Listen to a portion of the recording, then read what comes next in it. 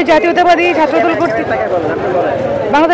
ছাত্রদল কর্তৃক আয়োজিত আজকের মার্চ ফর জাতীয় মুক্তি, এটি মূলত অনুষ্ঠানের কারণ হচ্ছে বাংলাদেশের স্বৈরাচারী শেখ হাসিনার পতন এবং বাংলাদেশের স্বৈরাচারী দল আওয়ামী লীগের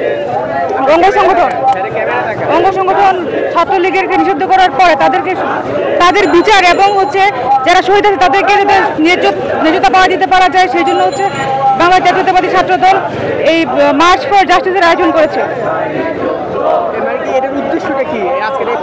এটির উদ্দেশ্য হচ্ছে স্বৈরাচারের বিচার এবং যারা খুনের সাথে যুক্ত ছিল তাদের বিচার।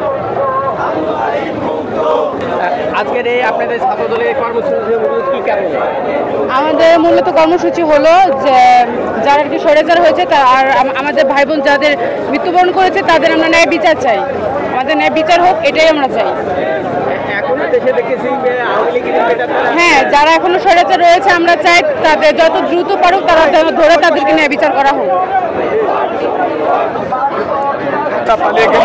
তার যে দোসররা বাংলাদেশে এখনো রয়ে গেছে, বাংলাদেশের বিভিন্ন শিক্ষা প্রতিষ্ঠানে গুরুত্বপূর্ণ দায়িত্ব রয়ে গেছে, সেই ফ্যাসিস্টদের বিচার এবং একই সাথে ফ্যাসিস্টের দোসরদের বিচার এবং একই সাথে ছাত্রলীগ নামক যে সন্ত্রাসী সংগঠন গত 15 বছরে বাংলাদেশের বিভিন্ন শিক্ষা প্রতিষ্ঠানে হত্যা, ধর্ষণ, গুম, খুন, সন্ত্রাস, চাঁদাবাজি, টেন্ডারবাজি, ভর্তি বাণিজ্য, মাদক সন্ত্রাসের অভয়ারণ্যে পরিণত করেছিল ক্যাম্পাসগুলোতে এবং যে হত্যার রাজনীতি করেছিল সেই ছাত্রলীগের বিচারের দাবিতে আজকে আমরা বাংলাদেশ জাতীয়তাবাদী ছাত্রদল মার্চ ফর জাস্টিস অর্থাৎ ন্যায় বিচারের জন্য আমাদের আজকের যে যাত্রা সেটা আমরা শুরু করেছি।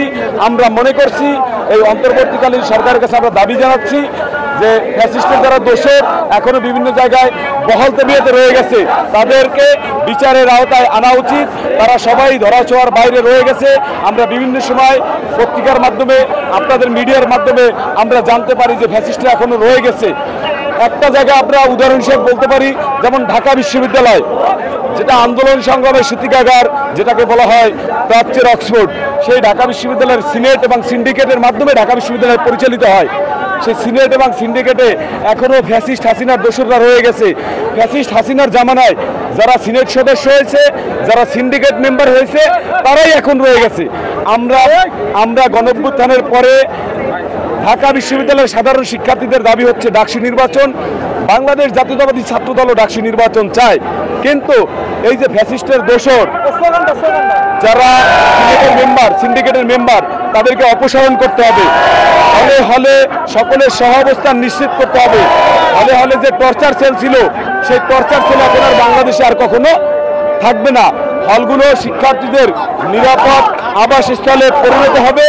ক্যাম্পাসে শিক্ষার্থীরা যেন গবেষণা করতে পারে, শিক্ষার্থীদের জন্য খেলাধুলার পরিবেশ থাকে, শিক্ষার্থীরা যেন বিতর্ক করতে পারে, তাদের যেন সৃজনশীলতা বিকাশ হয়, সেই ধরনের সকল কর্মসূচি যেন জারি থাকে সেজন্য জাতীয়তাবাদী ছাত্রদল সোচ্চার রয়েছে।